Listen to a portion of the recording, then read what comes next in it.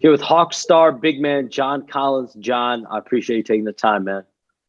No problem. Happy to be on. Glad you took some time to have me on today, man. Appreciate it.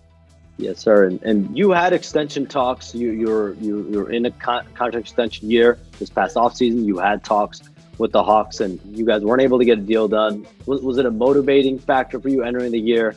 Was it something where you really wanted to show that you can bet on yourself? What is your mentality like when you enter a season after that? No, yeah, definitely. I feel like, just first off, I put in a ton of work, so um, I felt like the Hawks have seen that, when we've been working, and I feel like I've, tried to show them my best ability to be the player that I feel like I am and that I'm, wanting to be. So like you said, it was just very disappointing to not have something done. I wanted to stay here, want to be here. Now the situation being as it is, I have to, just weigh all my options and be a realist. I felt like either way, whether I signed the deal or not, people are going to talk, critics are going to say what they want, people are going to say what they want.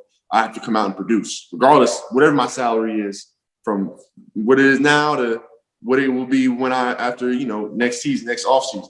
I'm still going to have to come out and play the same way in my mind. So that's the mentality I try to approach it with is, regardless if you get your big money or you're not, you're still going to have to come out here and prove your worth every single night. So it didn't really mess with my mental anymore. Is, I want to know where I'm going to be. I want to know where my career is going to, be, my house. I wonder if I can drive. I want to just know where I want to be, where I'm going to be. The basketball stuff, I love basketball, so it's never really going to be an issue. But it's just it's nice after the trade deadline to be able to woo-saw a little bit and hopefully just play some good basketball, get into the playoffs. But over the course of the year, you've heard it, I'm sure.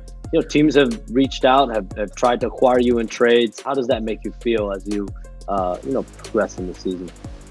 Man, like I said, it's sort of still like the yin yang effect. Like, I go out and I play, and on one hand, I have all these, NBA teams, GMs, and people from other organizations showing their want, showing their interest in me.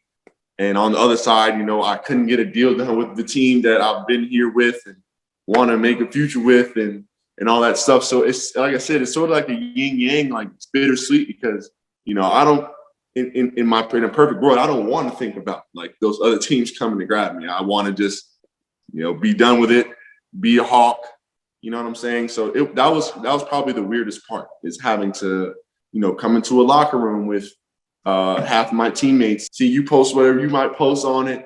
You know what I'm saying? And it's tough to sort of just put away. Not saying there's nothing is sort of affecting me or challenging my job or my ability to do my job, but it just affects my my day-to-day mentality of how I view and feel about the Hawks. If I'm in trade talks every day, it's just not easy it's not an easy thing to do. But I try not to let it affect me on the court, which I know is ultimately the biggest deal anyway. So as far as your game on the floor, you came into the league as really a guy that people viewed as a rim roller, as a dunker, but as your career has gone on, you've really rounded out your game with the three-point shot, your mid-range shot. We're seeing you do a lot of face-ups this season with your jumper. Where has that kind of transitioned for you as the years gone on, was using the off-season into each and every season?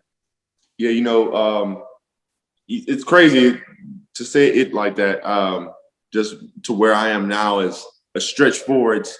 It's hard for me to even say that myself because, as you said, I came into the league as a rim runner, somebody who had a lot of questions on if I could shoot or if I could space or not. Obviously, I go into the gym, work my ass off, and, I worry about what the critics say and what other people say later. But for the team to ask me to change my game, to go from rim running and rolling and playing majority of my, minutes under in and around the hoop to being a perimeter player, pretty much being a wing almost. You know what I mean? I'm staying in the corner, running corners, I'm slashing, shooting a ton more threes. My pick and rolls, a lot of those pick and rolls are pick and pops. So as you said, me posting up, I feel like the post up stuff has kind of always been there, back to high school. I've always felt comfortable in the post, just being a big man. And to get some of that confidence back is always great. to get some of those touches down there and just get my juices and energy flowing. It was great to have the ability to do that whenever.